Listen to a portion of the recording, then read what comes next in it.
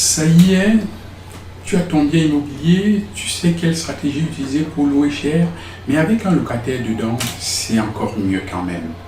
Dans cette vidéo, on va voir comment trouver un bon locataire et surtout comment le garder. Tu sais que dans le modèle, c'est le locataire qui va payer ton crédit et te rapporter de l'argent en plus tous les mois.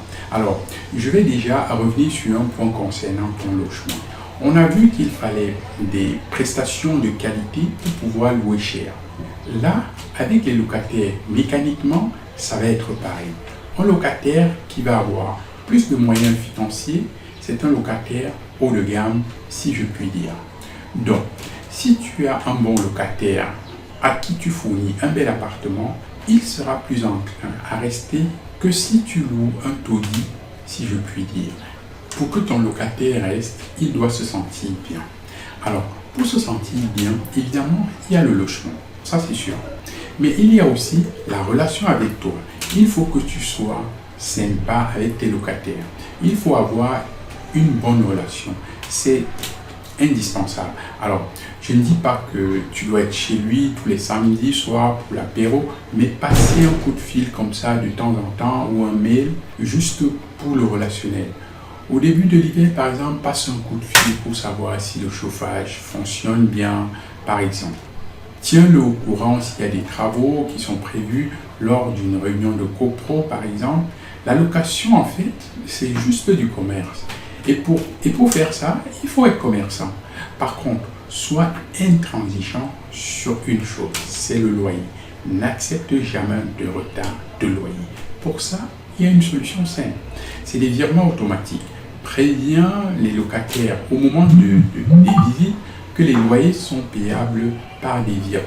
Il faut qu'ils fournissent une attestation de mise en place de virements automatiques. C'est d'autant plus simple maintenant qu'avec Internet, ils peuvent faire ça directement de chez eux. Ils n'ont pas besoin de dire il faut que je prévois un rendez-vous à la banque, ici et cela. Ça se fait directement à partir de leur compte accessible sur Internet. Ça va aussi te permettre de filtrer les locataires, car les gens qui sont instables et pas très fiables vont éviter les virements automatiques. Si c'est des jeunes, demande un garant ou typiquement pour les étudiants, c'est des parents qui vont se porter garant. Parce que les parents ont peur que les enfants se retrouvent comme ça à la rue parce qu'ils n'ont pas payé leur loyer. Un autre type de garantie, c'est de mettre des garanties bancaires. Dans ce cas, en fait, c'est la banque de ton locataire qui garantit les loyers pendant un certain nombre de mois. Généralement, c'est 1 an, en nantissant en compte de ton locataire. Avec ça, si ton locataire ne paye plus, tu n'as qu'à prévenir la banque et c'est elle qui prend le relais en fait et qui te payera en ponctionnant directement sur le compte de ton locataire. Et il y a aussi maintenant des assurances qui font ça. Bien sûr, dans le choix de ton locataire, il y a des garde-fous classiques. C'est un peu comme ton banquier. Quand tu fais une demande de crédit, situation stable, revenu récurrent, avoir au moins 3 fois le loyer. Moi, je préfère dire même 4, car ça laisse un peu plus de reste à vivre à ton locataire. Alors, un bon truc que tu peux aussi faire, c'est de privilégier les jeunes couples, surtout si tu as un T2 avec une chambre. Au moins, tu as 2 revenus. C'est une chose un peu plus sécurisante. Tu peux aussi contacter les anciens bailleurs pour savoir si tout se passait bien, si le loyer était toujours bien payé. Savoir pourquoi le locataire est parti, si c'était volontaire ou s'il a été mis dehors tout simplement. Contacter l'entreprise aussi pour les salariés. Non seulement, en plus des fausses fiches de paye, ça te permet aussi de contrôler si la personne n'est pas en cours de licenciement. On ne sait jamais. C'est des choses qui peuvent arriver. Voilà, en fait, trouver un bon locataire, c'est de la logique. Fais ta petite enquête sur les revenus, la situation, etc. Mais c'est aussi au feeling. Il faut sentir tes locataires. En discutant avec les gens, tu as un ressenti. Écoute ton inconscient. Il y a des chiffres qui parlent, mais il y a aussi la façon dont tu sens le locataire. Il vaut mieux laisser un mauvais locataire plutôt que de prendre un problème. Un type de locataire, par exemple, à éviter, c'est celui que j'appelle le locataire chiant. C'est le mec qui t'appelle 5 fois par jour, avant et après la visite.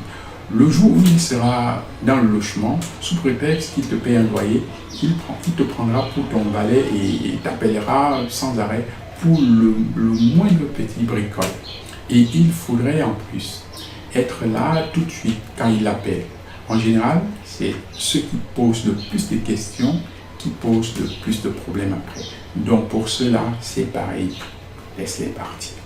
Un autre type de locataire aussi qu'il faut éviter absolument, c'est celui qui essaye de se persuader d'être sérieux.